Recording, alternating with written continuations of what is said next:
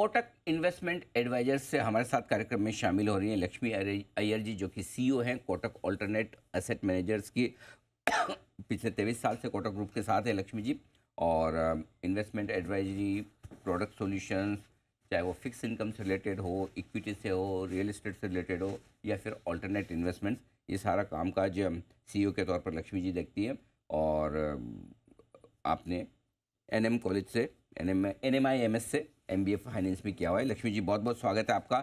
धन्यवाद हमें समय देने के लिए। आमतौर पर हम आपको डेट मार्केट के आउटलुक के लिए हमेशा बुलाते आए हैं, लेकिन आप equity, debt, real estate, alternate investment सब कुछ देख रही हैं, तो हमने कहा कि चलिए पूरे ओवरऑल मार्केट आउटलुक पर आपसे आज मुलाकात की जाए। बहुत बहुत स्वागत है, धन्यवाद समय देने के लिए। सबसे पहले शुरुआत दुनिया भर के माहौल से ही करते हैं। अमेरिकी बाजार भी ढीले ढाले हैं, इजराइल ईरान के बीच में तनाव भी बढ़ा है। ग्लोबल मार्केट्स की कितनी चिंता हमें करनी है?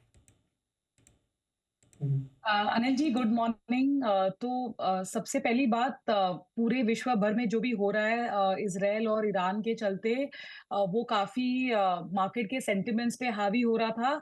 लेकिन हाल में जो ईरान से जो स्टेटमेंट्स आए हैं, उससे अंदाजा लगाया जा सकता है कि थोड़ी सी तसल्ली आ सकती है मार्केट में, जो कि हम विश्व भर में देख रहे हैं और इंडिया के बाजार में भी देख रहे हैं। तो जो हल्का सा जो कूल ऑफ वगैरह जो सेंटिमेंट हुआ है जियोपॉलिटिकल के चलते, वो हमारे हिसाब से थोड़ा चलता रहेगा। क्योंकि हम गौर फरमाएं तो इस साल हमारे देश में जो चुनाव है, उसके अलावा यूएस में भी चुनाव है, और उसके चलते एक फुल ब्लोन जियोपॉलिटिकल परिस्थिति बहुत बिगड़ती हुई हमको दिखाई नहीं दे रही है। तो आई थिंक वो एक बहुत अहम मुद्दा है। लेकिन बहुत ही कम समय में जो इन्होंने क्विक अनाउंसमेंट जो किए पब्लिक फोरम पे, वो आई थिंक सराहनीय है। और इमीडिएटली जियोपॉलिटिकल के चलते तो कोई हमको दिक्कत दिख नहीं रही है मार्केट्स के ऊपर। चलिए, कोई खास दिक्कत वाली बात इजराइल ईरान से आने वाली है नहीं, तो वो एक कंफर्ट है। अब हमारे यहाँ जो बड़ी इवेंट है चुनाव की, 4 जून को नतीजे आएंगे। कई लोग चुनाव को लेकर भी थोड़े सावधान हैं कि भाई पहले पैसा लगाएं बाद में लगाएं। अच्छा, प्रॉफिट भी सबको अच्छा खासा हो रहा है, आपके फंड भी बढ़िया पैसा बना कर दे रहे हैं, तो दूसरे लोग ये भी सोचते हैं कि पहले प्रॉफिट बुक कर लें। तो क्या स्ट्रेटेजी होनी चाहिए इन्वेस्टर्स की इलेक्शन के पहले और इलेक्शन के बाद के लिहाज से?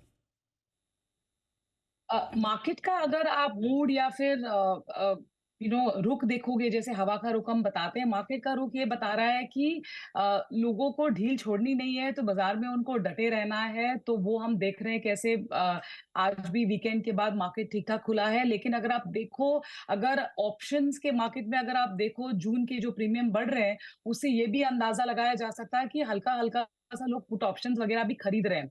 तो निवेशकों को बाजार में रहना जरूरी है। लेकिन हम बोलते हैं कि अगर लंबी अवधि के लिए पैसा लगाना है, तो आप पूरा लमसम इस बाजार में ना लगाकर आप स्टैगर करके लगाइएगा। क्योंकि चुनाव के नतीजे किस तरफ होंगे, ये कोई अंदाजा नहीं लगा सकता है। तो अगले 2 महीने बाजार में हमारे हिसाब से हाइटेंड वोलेटिलिटी बरकरार रहेगी। ये कहना मुश्किल है कि यहाँ से आप वापस निफ्टी के ऑल टाइम हाईज पर जाकर फिर करेक्शन देखोगे अगले महीने, या पहले करेक्शन के बाद गंगा की दिशा वापस सीधी तरह बहने लगेगी। पर इस वोलेटिलिटी के चलते एक बात तो तय है कि अपनी ग्रोथ की जो अनुमान है, वो बरकरार है। तो हमको बाजार में भाग लेने की बहुत जरूरत है। तो आप स्टैगर्ड तरीके में पैसा लगाइएगा। और एक्सट्रीमली स्टॉक पिकर्स मार्केट है। तो अगर आप DIY यानी डू इट योरसेल्फ इन्वेस्टर हो, तो स्टॉक छांटिएगा और उसमें बैलेंस शीट पे काफी गौर फरमाइएगा। बिल्कुल ठीक बात है। तो ये आपके लिए लक्ष्मी जी की तरफ से राय आपके आती हुई इलेक्शंस को लेकर। अब आइए इमीडिएटली और नज़दीक वाली इवेंट पर आते हैं, जो है नतीजों की सीजन शुरू हो चुकी है। आईटी कंपनियों के नतीजे आ रहे हैं, बैंक्स के भी आ चुके हैं। कैसे देख रही हैं आप इस रिजल्ट सीजन में, और कहाँ आपको लगता है कि अच्छे नंबर्स रहेंगे, कहाँ थोड़े कमज़ोर रहने की उम्मीद? अनिल जी, अगेन अगर ये टाइम के अगर आप रिजल्ट्स देखोगे, जो Q4 के नतीजे हैं, तो काफी मिक्स सिग्नल्स आते हुए देख रहे हैं। तो ये हम एकदम थोक से नहीं कह सकते कि ये सेक्टर में बड़ी तेजी आ रही है या फिर ये सेक्टर में काफी मंदी आ रही है। आईटी क्षेत्र की बात देख लो, हमारा हाउस व्यू आईटी पे इतना पॉजिटिव अब भी नहीं है। लेकिन जो स्टॉक्स है, कुछ स्टॉक स्पेसिफिक शायद आप उसमें चुन के देख सकते हैं, क्योंकि कुछ स्टॉक्स के नंबर काफी ठीक आए हैं। वही सेक्टर में कुछ स्टॉक्स के इतने खास नंबर नहीं आए हैं। तो हेल्थ केयर की अगर आप बात करो तो हेल्थ केयर में टॉप डाउन व्यू और बॉटम अप व्यू दोनों हमारा पॉजिटिव है। वो हमको लगता है थोड़ा वोलेटिलिटी के बाजार में अगर हम दो डिफेंसिव की बात करें, वैल्यूएशन के हिसाब से भी फार्मा और हेल्थ केयर हमको ठीक-ठाक दिख रहा है। बैंकों के नतीजे भी अगेन मिक्स सिग्नल्स है, कुछ नंबर्स काफ़ी ठीक है। लेकिन ब्याज दरें जो है ना, वो बहुत जल्दी में घटने नहीं वाली है। तो और डिपॉज़िट के चलते और लिक्विडिटी जो टाइट है आज की तारीख के सिस्टम में, तो वहाँ के भी नतीजे तो इतने कुछ खास नहीं दिख रहे, मतलब मिक्स सिग्नल्स दिखाई दे रहे हैं। तो हमारा वहाँ पे न्यूट्रल व्यू है। ओवरवेट शायद स्टॉक स्पेसिफिक ही जाना पड़ेगा, वहाँ पे भी क्षेत्र व्यू नहीं है हमारा। कमोडिटीज़ में अगर आप देखें तो मेटल्स पे हमारा पॉजिटिव व्यू है टैक्टिकली, क्योंकि वो काफ़ी रन अप कर चुका है, लेकिन थोड़ा उसमें और हमको लगता है मोमेंटम है। अब बताइए इस मार्केट में कहाँ निवेश करना चाहिए? पहले तो इक्विटी की बात करते हैं, फिर मैं आपसे अलग-अलग एसेट क्लास के बारे में बात करूँगा। पहले इक्विटी के लिहाज से बताएँ।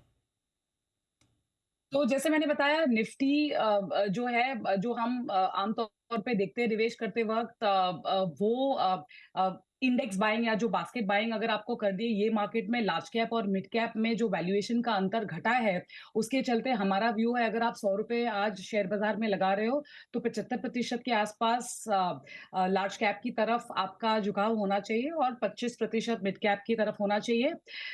जो दूसरी एसेट क्लास है जो कि फिक्स्ड इनकम जो 10 ईयर की जो बेंचमार्क यील्ड है, जो निफ्टी की इक्विवेलेंट है फिक्स्ड इनकम में, वो सवा 7 की तरफ जा रहा है। 7.22 का यील्ड है आज की तारीख में, तो सवा 7 के आसपास भी अगर आप थोड़ा पैसा लगा दो, तो रिस्क एडजस्टेड के तौर पे अगले 2 ढाई साल में ठीक-ठाक पैसा आपको कमा के दे देगा और जो सोना है, जो हम काफ़ी देख रहे हैं काफ़ी तेज़ी से ग्लिटर करता आ रहा है, वो इज़राइल और ईरान के चलते जो वॉर प्रीमियम जो हम बोल रहे हैं, वो थोड़ा-सा घटने की उम्मीद है क्योंकि थोड़ा-सा कूल ऑफ होता हुआ दिख रहा है। तो वो करेक्शन और कंसोलिडेशन में थोड़ा आप सोना भी लगा सकते हो। तो इस तरीके का जो आप पोर्टफोलियो अगर आप बनाओगे और इसको बीच-बीच में चेक करते जाओगे कि हम कोर्स करेक्शन वगैरह होते वक़्त एसेट एलोकेशन का झुकाव एक तरफ कुछ ज़्यादा नहीं होना चाहिए। अगर आप ब्राउंडेड पोर्टफोलियो बनाओगे तो ठीक बात रहेगी। लेकिन एक चीज़ मैं बताना चाहूँगी अनिल जी दर्शकों को कि अगर आप ग्रोथ के हिसाब से पोर्टफोलियो बना रहे हो, तो काफ़ी हद तक आपका झुकाव इक्विटी की तरफ होना बहुत ज़रूरी है। होना ज़रूरी टैक्टिकली आप कमोडिटीज़ खरीदना चाहते हैं और थोड़ा बहुत पैसा आपको गोल्ड में भी रखना चाहिए। इक्विटी में 75% आप लार्ज कैप में रखें और 25% मिड स्मॉल कैप शेयरों में रखिए। लक्ष्मी जी बहुत बहुत धन्यवाद आपका हमें समय देने के लिए और अपनी पूरी राय हमारे दर्शकों को देने के लिए। कहाँ पैसा लगाने का इस वक्त है आपके लिए सही मौका। Thank you so much ma'am.